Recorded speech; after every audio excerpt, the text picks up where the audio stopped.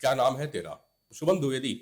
और बस अगले ही पल एक गोली, एक चीख, एक और नई विधवा, एक और मातम। क्यों? क्योंकि उस नाम में अल्लाह नहीं था, क्योंकि उस नाम में मोहम्मद नहीं था, क्योंकि शुभम हिंदू था। पत्नी की आंखों के सामने उसका पति, जिसे उसने 2 महीना पहले ही मंडप में वरमाला पहनाई थी, अब वही पति जमीन पर लहूलुहान पड़ा है। वो और कुछ नहीं कर सकी, सिर्फ रोई, बस चीखी। उन्होंने कहा, यह मुसलमान नहीं है, मार दो। ये भारत है या हम किसी अंधी सुरंग में है जहां अब जिंदगी का मूल्य सिर्फ मजहब से तय होगा? कभी वादियों का स्वर्ग कहे जाने वाला पहलगाम में आज ट्यूलिप से ज्यादा ताबूत नजर आ रहे हैं। 29 निर्दोष मारे गए, एक भी आतंकवादी नहीं है उसमें, केवल टूरिस्ट और केवल इंसान। कर्नाटक के मंजूनाथ अपनी पत्नी और बेटे के साथ आए थे।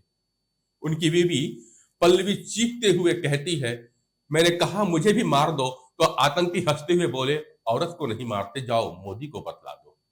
क्या ये मजाक है? गोली मार दी और फिर पॉलिटिकल मैसेज भेज रहे हैं।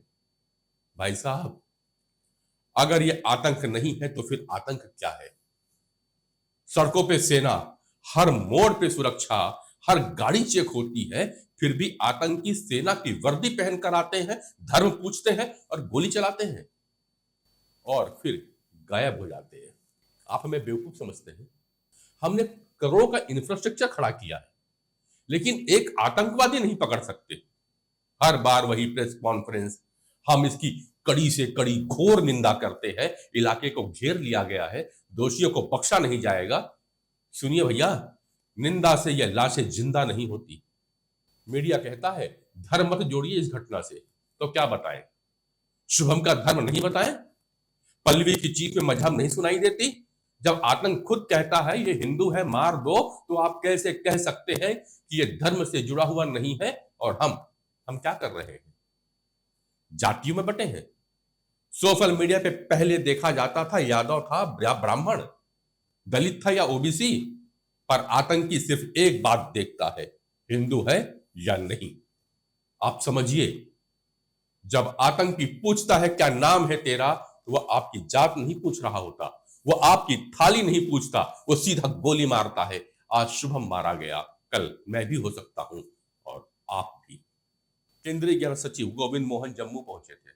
6 अप्रैल को गृह मंत्री अमित शाह ने श्रीनगर में यूनिफाइड कमांड की बैठक की। बात वही थी कि पाकिस्तान एक नई साजिश रच रहा है।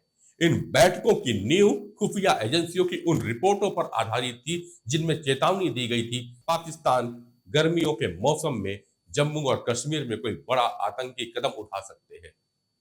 प्रारंभिक जांच के अनुसार इस हमले को कम से कम 4 आतंकियों ने अंजाम दिया है। उनमें से 3 के विदेशी होने की आशंका है और एक स्थानीय आतंकी उसी इलाके का होगा जिसने मार्गदर्शक की भूमिका निभाई होगी।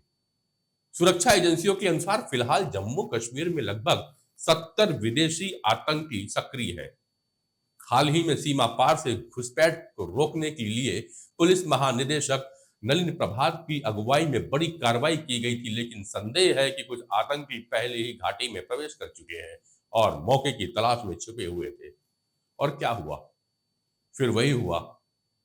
इस बार मारे गए वे जो जन्नत देखने आए थे, टूरिस्ट, आम नागरिक, बच्चे, महिलाएं। टीआरएफ ने जिम्मेदारी ली। लश्कर का शायद ये नया नकाब पहनकर आए, M4 राइफलें, AK-47, स्नाइपर जैसी ट्रेनिंग। ये कोई साधारण आतंकी तो नहीं थे, ये ह्यूमन किलिंग मशीनें थी। उन्होंने मेरे सामने मेरे पति को गोली मारी। यह कोई बयान नहीं है, यह देश की आत्मा पर चलाया गया सीधा वार है।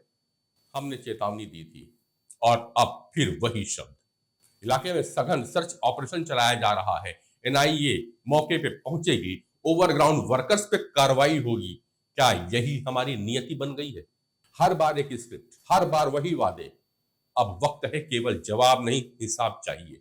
अब वक्त है केवल निंदा नहीं, निर्णायक आक्रोश चाहिए। अब वक्त है कि RIP नहीं, न्याय चाहिए, क्योंकि अगला निशाना आप भी हो सकते हैं। वो मासूम बच्चा जो बस एक बार जन्नत देखना चाहता था, शायद वह भी मौत की सन्नाटे को गोलियों की चीख में सुनती आवाज सुने।